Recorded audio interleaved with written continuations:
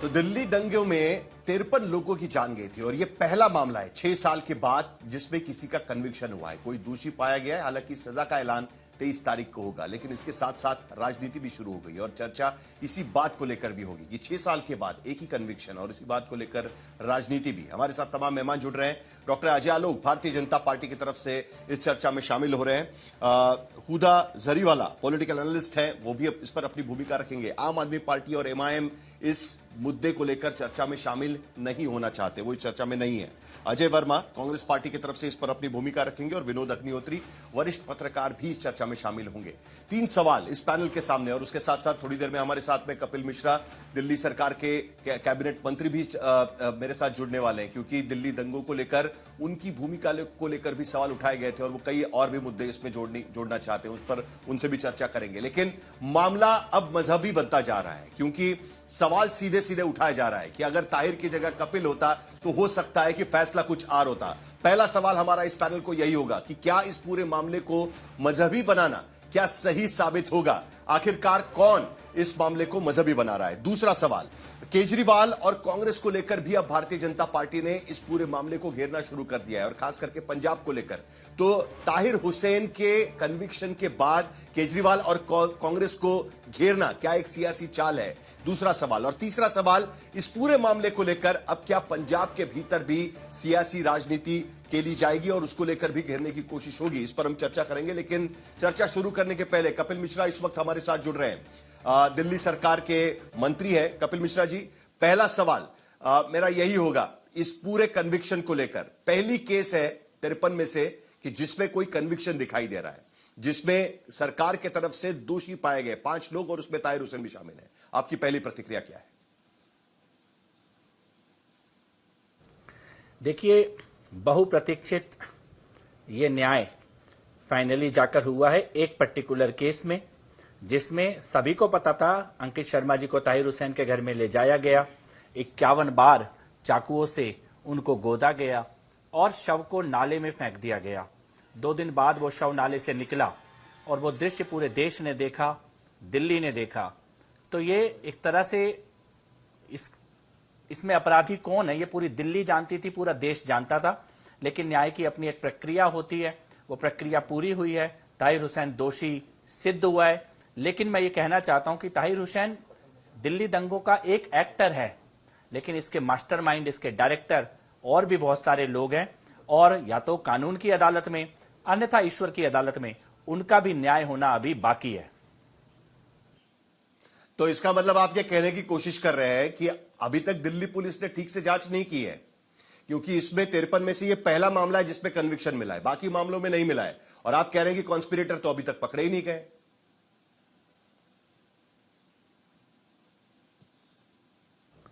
नहीं, इन्वेस्टिगेशन चल रहा है, कन्विक्शन बाकी है। इन्वेस्टिगेशन चल रहा है, लार्जर कॉन्स्पिरेसी का जो पूरा केस है जो देश की अदालतों में चल रहा है और उसके अपराधी जेल के अंदर भी बैठे हुए हैं, तो इन्वेस्टिगेशन डेफिनेटली चल रहा है। लेकिन क्योंकि कानून की, जैसा कि मैंने कहा, न्याय की अपनी एक गति है और वो गति पक्षपात रहित हो, इसके लिए समय भी उसमें लगता है, वो समय लग रहा है। और हम भी सभी लोग जो पीड़ित पक्ष है वो शांति से न्याय की प्रतीक्षा में है और न्याय मिलना शुरू हो चुका है। ताहिर हुसैन ने जो अपराध किया अंकित शर्मा जी के साथ, वो इस न्याय का पहला कदम है और अच्छा है कि यह दोष सिद्ध हुआ है, क्योंकि सामने दिख रहा था अपराधी के घर के वीडियो फुटेज, वो सब कुछ सबके सामने था। तो ये ओपन एंड शट केस था, इसमें ताहिर हुसैन का अपराध सिद्ध हो चुका है और हम ये मानते हैं स्वागत योग्य निर्णय है। लेकिन ताहिर हुसैन जो है हत्या अपहरण के मामले में दोषी है, कॉन्स्पिरेसी के मामले में दोषी नहीं है, यानी साजिश रचने के मामले में दोषी नहीं है। तो कॉन्स्पिरेटर कौन है? क्योंकि आखिरकार दंगे भड़काने और कॉन्स्पिरेसी करने के आरोपी मुख्य आरोपी होते हैं, तो वो कौन है?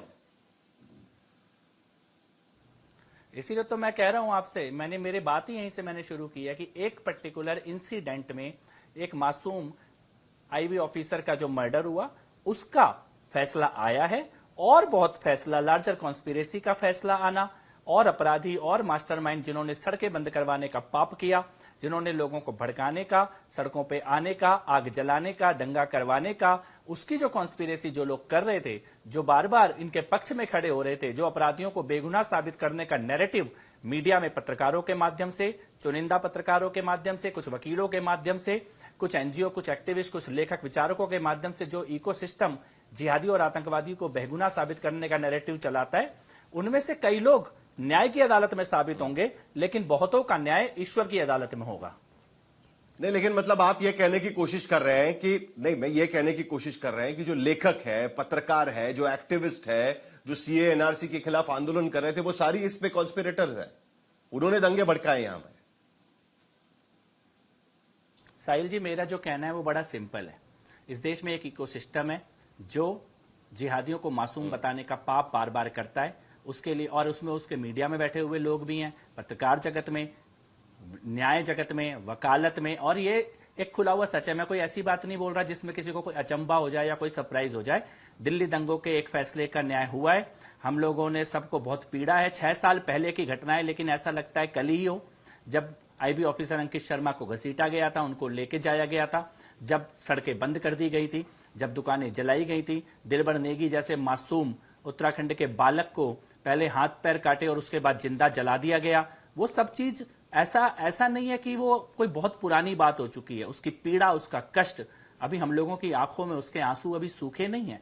तो डेफिनेटली ये एक जो निर्णय है न्यायालय का, उसी दिशा में है, न्याय की दिशा में है। लेकिन यह भी बात सच है कि बहुत सारे अपराधी शायद कभी भी, क्योंकि उनके जो अपराध हैं वो माइंडसेट में जहर घोलने के अपराध हैं, और ये अपराध उन्होंने नक्सलियों के समर्थन में भी किए, बुरहान वानी जैसे आतंकवादियों के समर्थन में भी किए, और यही अपराध आज वो उमर खालिद और ताहिर हुसैन जैसे लोगों के समर्थन में भी कर रहे हैं। लेकिन मामला सिर्फ अंकित शर्मा की हत्या का नहीं है। यह बात मैं मानता हूं कि यह जघन्य अपराध है जिस तरीके से हत्या की गई थी, लेकिन उसके साथ साथ कई और हत्याएं हुई हैं जिसपे कन्विक्शन नहीं हो पाया है। इमरान मसूद इसीलिए कह रहे हैं कि अगर ताहिर कपिल होता तो शायद इस तरीके की सजा नहीं होती, वो दोषी नहीं पाया जाता। अगर ताहिर कपिल होता तो अपनी छत पे पत्थर ही नहीं रखता, बम ही नहीं रखता, मंदिरों की तरफ निशाना बनाते हुए गुलेल ही नहीं रखता। अगर ताहिर कपिल होता तो उसके हाथ में चाकू ही नहीं होता। अगर ताहिर कपिल होता तो पत्थर लेके सड़कों पे निकलने वाली भीड़ को उकसाने का काम ही नहीं कर रहा होता। अगर ताहिर कपिल होता तो सड़कें बंद करने का जो पाप है वो ही नहीं करता। अगर ताहिर कपिल होता तो बहुत कुछ ऐसे अपराध हैं जो होते ही नहीं, लेकिन वो कपिल नहीं है। और जिस भाषा में, जिस संदर्भ में आप कह रहे हैं, इमरान मसूद ने जिस तरफ इशारा किया है, उसी तरफ इशारा करूं तो कसाब से लेकर और भी कोई भी जितने भी आतंकवादी हैं, उनके भी जो नाम है और उनकी और पहचान है, वो एक कारण है उनके आतंकवादी और जिहादी होने का। उनमें से कोई भी कपिल होता तो शायद वो जिहादी या आतंकवादी होता ही नहीं। लेकिन जो कपिल है उन पर भी तो इन्फ्लेमेटरी स्पीच देने का या भड़काने के आरोप लगे थे। हमने सभी ने आपका वीडियो देखा था कि जिसमें आप डीसीपी के बगल में खड़े हैं और भड़का रहे हैं कि अगर इन लोगों को हटाया नहीं गया तो उसके बाद कानून हाथ में ले लेंगे। तो ये भी तो कपिल देखे हुए हैं, उसको लेकर आपका क्या कहना है? साहिल जी, सारी चीजें आपके ही चैनल पे चली हैं, देश के सभी मीडिया चैनल्स पे चली हैं। मैंने जो बोला वो भी सबके सामने चला है, और बाकी लोगों ने जो बोला वो भी सबके सामने चला है। पर आज मैं आपके माध्यम से ये बात कहना चाहता हूं कि इस देश में सड़कें बंद करवाना अपराध है, लेकिन बच्चे स्कूल चले जाएं, बुजुर्ग अस्पताल चले जाएं, लोग अपने काम धंधों पर, नौकरी पर जा सकें, इसके लिए सड़क खुलवाने की मांग करना यह अपराध नहीं हो सकता है। किसकी छत पर पत्थर थे, ये वीडियो रिकॉर्डेड है ना। आज हम सवाल इस प्रकार से कर रहे हैं जैसे हमने वीडियो देखे ही ना हो, जैसे हमने सत्य देखे ही ना हो। वीडियो में है कि ताहिर हुसैन की छत पर बम थे, पत्थर थे, गुलेल थी। वीडियो में है कि रस्सी बांध बांध के स्कूलों के अंदर उतर के लोगों को मारा गया। वीडियो में है किस प्रकार से शव निकल के आया। उन लोगों के बयान भी वीडियो में है जिन्होंने लगातार, जो उस वक्त सत्ता में बैठे थे दिल्ली की और ताहिर हुसैन को बेगुनाह कहने का पाप कर रहे थे, बार बार बेगुनाह कह रहे थे, और उन्हीं के लोग आज भी बार बार ताहिर हुसैन को बेगुनाह साबित करने का अपराध कर रहे हैं, जबकि न्यायालय में अपराध सिद्ध हो चुका है।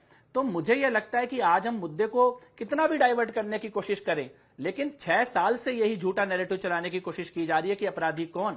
मैं फिर से कहना चाहता हूं, सड़क बंद करने वाले लोग जिन बस्तियों से, गलियों से, मोहल्ले से निकले थे, दंगा करने वाले लोग भी उन्हीं बस्तियों से, मोहल्लों से, गलियों से निकले थे। सीसीटीवी तोड़ के आग लगाने वाले लोग भी वहीं से निकले थे, और हत्या करने वाले लोग भी वहीं से निकले थे।